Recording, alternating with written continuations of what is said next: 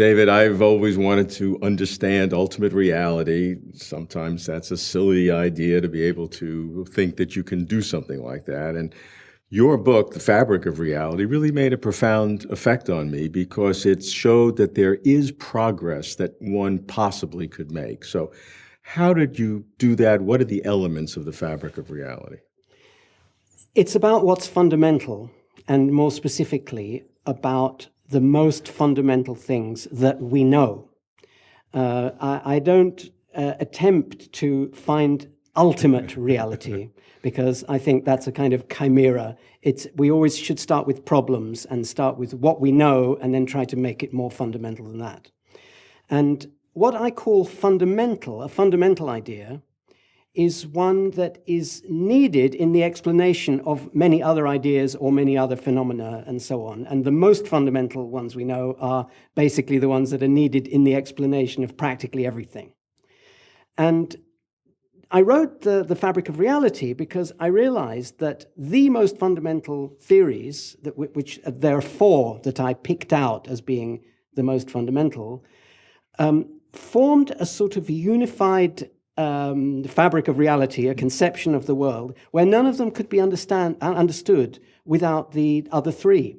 And they were the quantum physics, which is my actual field, and then the theory of evolution, the theory of computation, and the theory of knowledge, which is usually not even considered part of science. But those were the four strands. Now, just seeing that for the first time, one's impression on these are each important things, but they're radically different categories, even in type or orders of magnitude. And so it sounds like they're all interesting, but they don't necessarily fit together. Yes, they seem at first sight to be different kinds of thing. Three out of the four seem to be tied to us humans or to life on Earth or something, while the fourth is universal. Right. But the closer you look at these four theories, branches of knowledge, strands of the fabric of reality, the more you realize that you can't understand any of them without the others. They're all intimately related. Give me a quick synopsis of each of the four. So the quantum physics is one of the two fundamental theories of physics. It is the language in which all other theories are written. The other fundamental theory is Einstein's theory of relativity, which describes space and time.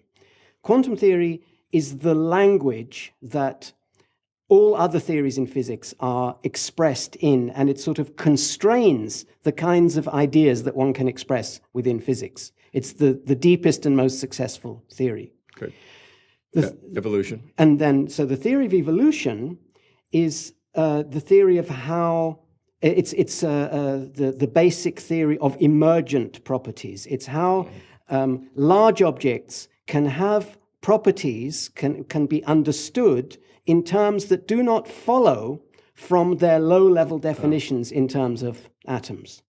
And so we have laws like the principle of evolution, which is a rigorous law of nature, and in terms of which Darwin solved one of the fundamental mysteries of nature, but it cannot be expressed in terms of atoms. Okay. So that's the theory of evolution. Computation. And then the theory of computation is the theory of what processes in nature are independent of or transcend the material substance that they are embodied in. So, for example, I can say, I had an idea last year and now I'm telling it to you. And that idea is an abstract entity that is instantiated in, first of all, it's instantiated in the brain, then it's instantiated in movements of my mouth, then in vibrations of air molecules and so on. And it can be instantiated in ink on paper and an enormous variety of things. But in order to understand any of those transitions, you have to understand that what is affecting things, what is moving things here, is the information itself, not its instantiations. And the general theory of how information is processed in the world is the theory of computation. And this does sound like it leads to knowledge. And that immediately leads to knowledge, which is the kind of information that can do things.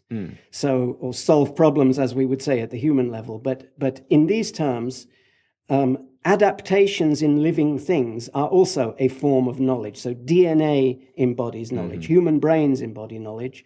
Books and computers embody, and the internet all embody knowledge. And the thing about the knowledge that makes it fundamental is that if you think of any kind of transformation of a physical system, from hot to cold, or from a block of marble into a statue and so on, if you think about all possible transformations that are permitted by the laws of physics, the overwhelming majority of those are only happen if the right knowledge is present. So from the point of view of what can be transformed into what, it's practically all the theory of what knowledge can do.